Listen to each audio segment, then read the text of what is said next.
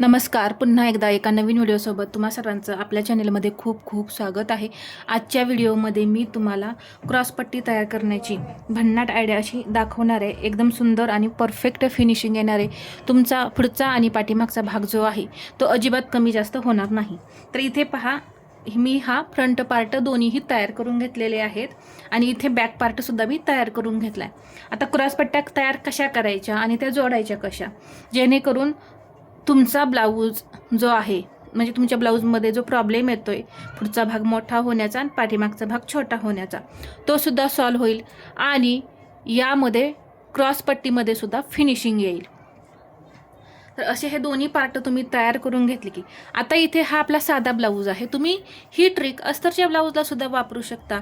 आता इथे मी ह्या जोडायच्या कशा हे सांगते. आता आपण साधा ब्लाऊज शिवतोय बिना अस्तरचा, तर इथे आपल्याला किती क्रॉसपट्ट्या हव्या आहेत? 4. आपल्याला किती क्रॉसपट्ट्या लागतात? 4. तर या 4 क्रॉसपट्ट्या मी आहेत त्या घेतलेल्या आहेत. आता या क्रॉसपट्ट्या अशा समोरासमोर ठेवायच्या म्हणजे तुमच्या एकाच बाजूच्या दोन्ही क्रॉसपट्ट्या तयार नाही होणार. इथे पहा, ही सरळ बाजू आहे. पहा, ही जी आहे ना ती सरळ बाजू आहे. आता मला ती उलटी बाजू करायची, तर हा सरळ कपडा मी इथे ठेवणार. तर ही झाली आपली उलटी बाजू वरती आली. आता इथे सुद्धा पहा, ही उलटी बाजू आहे. तर हा भाग मी इथे ठेवला, उलटी बाजू वरती आली. हे समोरासमोर असंच ठेवून घ्या म्हणजे एकाच बाजूची क्रॉसपट्टी तयार नाही होणार. पहा, कधी कधी चुकून तुमची एकाच बाजूची क्रॉसपट्टी तयार होते. आता ही जोडून घेऊया आपण. आता इथे तुम्ही किती मार्जिन घेताय, अर्धा इंच घेताय की 3 लाईन घेताय, त्यावरती ते तुम्ही मार्जिन किती सोडलंय यावरती ते डिपेंड आहे. तुम्ही मार्जिन तेवढं सोडायचं.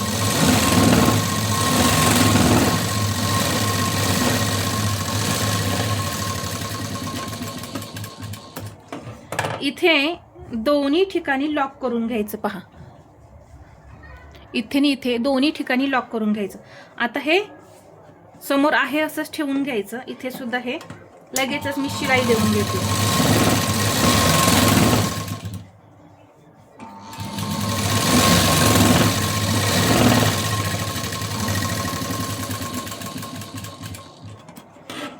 आता हे समोरासमोर असंच ठेवून घ्या. प्रश्नच येत नाही काही उलट होण्याचा. समोरासमोर ठेवल्यानंतर हा जो वरचा भाग आहे तो पहा, हे जे मार्जिन आहे ते याच साईडला असं राहिलं पाहिजे. जे ही क्रॉसपट्टी आपण इकडे फोल्ड करतोय इकडेच हे मार्जिन राहिलं पाहिजे. आणि नकाने असं प्रेस करून घ्या. नकाने प्रेस करून घेतल्यानंतर दाबटीप लगेच देऊन घ्यायची.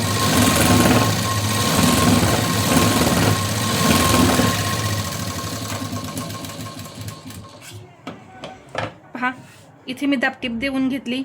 आता ही दुसरी जी पट्टी आहे ती सुद्धा अशीच. पहा, ही शिलाई इकडेच जे मार्जिन सोडलेलं आहे ते नकाने प्रेस करून जी खालची क्रॉसपट्टी आहे त्यावरती दाबटीप देऊन घ्यायची.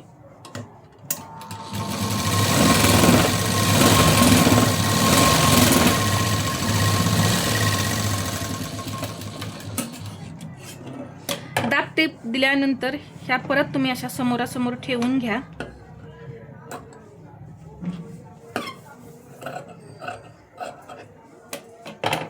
समोरासमोर ठेवल्यानंतर पहा, हे दाबटीप दिलेले आहे तो खालच्या साईडला भागाला पाहिजे. आता इथे मी हा परत असा फोल्ड केला. फोल्ड केल्यानंतर इथे जर काही कमी जास्त होत असेल तर ते तुम्ही कट करून काढा. इथे मला काही कट करून काढायची गरज नाही. आता हा सुद्धा भाग जो आहे तो असा आतमध्ये फोल्ड करायचा. इथे सुद्धा पहा, आपल्या बरोबर अशा हा क्रॉसपट्ट्या तयार झालेल्या आहेत. आणि फिनिशिंग सुद्धा येतं. पहा, या पद्धतीने जोडलं ना इथला भाग जो आहे तो गोळा नाही होत. नाहीतर काय होतं, क्रॉसपट्टी गोळा झाल्यासारखी होते. अशा पद्धतीने तुम्ही जेव्हा तयार करता ना त्यावेळेस ती गोळा नाही होत. आता कोणताही मी एक पार्ट घेते. या इथे हा मी पार्ट घेतला. आता या पार्टला आपल्याला ही क्रॉसपट्टी येणार आहे कारण ही दाब शिलाईची जी क्रॉसपट्टी आहे ती खालच्या साईडला आतल्या साईडला जाणार आहे. तरी हा जो एक पार्ट आहे तो मी तुम्हाला जोडून दाखवते. आधी सर्वात पहिल्यांदा एकच पार्ट घ्या. दोन्ही पार्ट सुद्धा एकदम जोडले तरी चालतील, परंतु नवीन शिकणारे असतात त्यांना अवघड जातं. तर त्यासाठी काय करायचं, एक पार्ट घ्या क्रॉसपट्टीचा. हे जे टोक आहे थोडं ते पुढे ठेवायचं आणि ते शिलाई द्यायची. हे जे कटोरीचं आपण टक्स कटिंग केलेलं आहे तो समोरच्या बाजूलाच ठेवायचा.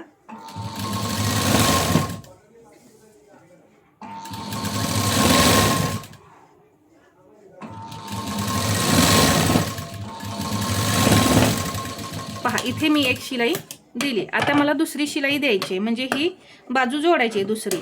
तर हे ब्लाऊज परत असं करून हे गुंडाळून घ्यायचंय. पहा मी इथे हे गुंडाळून घेतलं आणि परत ही क्रॉसपट्टी या क्रॉसपट्टीवरती सेम ठेवायची जशी आहे तशी, आणि परत एक शिलाई देऊन घ्यायची.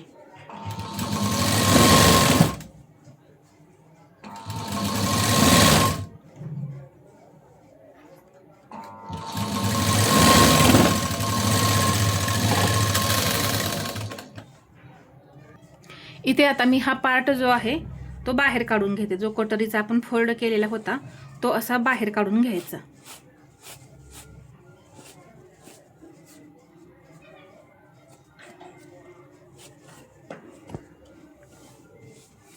पहा इथे या पद्धतीने. आता इथे जर थोडं एक्स्ट्रा वाटत असेल तर ते लगेचच या पद्धतीने कट करून काढून सरळ करून घ्यायचं. अजून एक मला इथे तुम्हाला माहिती सांगायची राहिली. क्रॉस पट्टी जोडण्याआधी आता इथे ही आपण जोडून घेतली, परंतु क्रॉस पट्टी जोडण्याआधी काय चेक करायचं पहा. आता इथे हा पार्ट घेऊ. क्रॉस पट्टी जोडण्याआधी तुम्ही हा बॅक पार्ट जो आहे तयार केलेला पहा, इथे मी तयार करून घेतलाय. कंबरपट्टी लावून घेतलेली आहे, त्यावरती हा पार्ट जो आहे तो इथे ठेवायचा. इथे ठेवल्यानंतर ही क्रॉस पट्टी आपल्याला लावायची. तर इथे हा पार्ट असा बरोबर ठेवून घ्यायचा. आता इथे बरोबर दोन्हीही या कपड्याचाही अर्धा इंच आणि क्रॉसपट्टीचंही अर्धा इंच इथं राहिलं पाहिजे. आता इथे बरोबर आपलं अर्धा इंच आहे. क्रॉसपट्टी आपली एक्स्ट्रा नाही. जर इथं क्रॉसपट्टी अर्धा इंचापेक्षा जास्त असेल तर ती कट करून तुम्ही अर्धा इंच इथं मार्जिन घालवणार आहे, तेवढंच मार्जिन तुम्ही क्रॉसपट्टीला ठेवायचं. आता इथे मला कट करण्याची काही गरज नाहीये.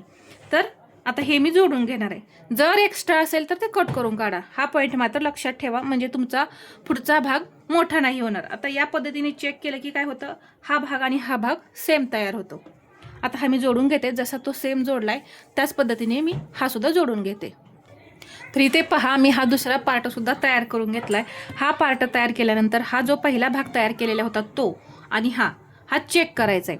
इथे क्रॉसपट्टीवरती क्रॉसपट्टी बरोबर ठेवायची. पहा बरोबर आहे का हे पाहायचं. तर हे आपलं बरोबर आहे, कुठेही कमी जास्त आपली क्रॉसपट्टी झालेली नाही, कारण आपण शिवतानाच समसमान मार्जिन ठेवायचंय.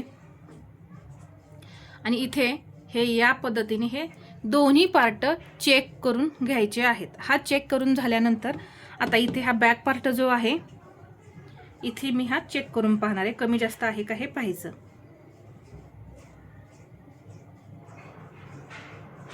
पहा एकदम परफेक्ट असा हा पार्ट आपला तयार झालेला आहे. इथून जर इथं थोडंफार कमी जास्त वाटत असेल, आता इथं आम्हाला थोडा वाटतोय तर तो मी आता कट करून काढेन. पहा किती फक्त एवढासाच मला जास्त वाटला तर तो मी कट करून काढला. हा जो एक पार्ट मी ठेवून चेक केलं, लगेच मी हा दुसरा सुद्धा पार्ट जो आहे ना तो ठेवून पाहणार आहे बरोबर आहे की नाही. तर पहा बरोबर आहे, कुठेही कमी जास्त नाही. ते जेव्हा तुम्ही या पद्धतीनं चेक करून शिवता, ह्या टिप्स ज्या आहेत त्या स्टिचिंग करताना वापरायच्या असतात. डायरेक्ट कटिंग केलेलं आहे तर डायरेक्ट शिवायचं बिना चेक करता असं करायचं नाही. कधीही ब्लाऊज तुम्ही स्टिचिंग करताना सर्व गोष्टी, कटोरी टक्स दिल्यानंतर कटोरी किती तयार होते किंवा क्रॉसपट्टी आपल्याला किती लागणार आहे, शोल्डर पट्टी किती लागणार आहे, हे सर्व जे आहे ते मेजरमेंट घेत आपल्याला स्टिच करायचं आहे, तरच ब्लाऊज जो आहे तो परफेक्ट बनतो. तर इथे मी आज तुम्हाला क्रॉसपट्टी तयार करण्याची आणि जोडण्याची जी ट्रिक सांगितली ती तुम्हाला कशी वाटली हे मला कमेंटमध्ये सांगा.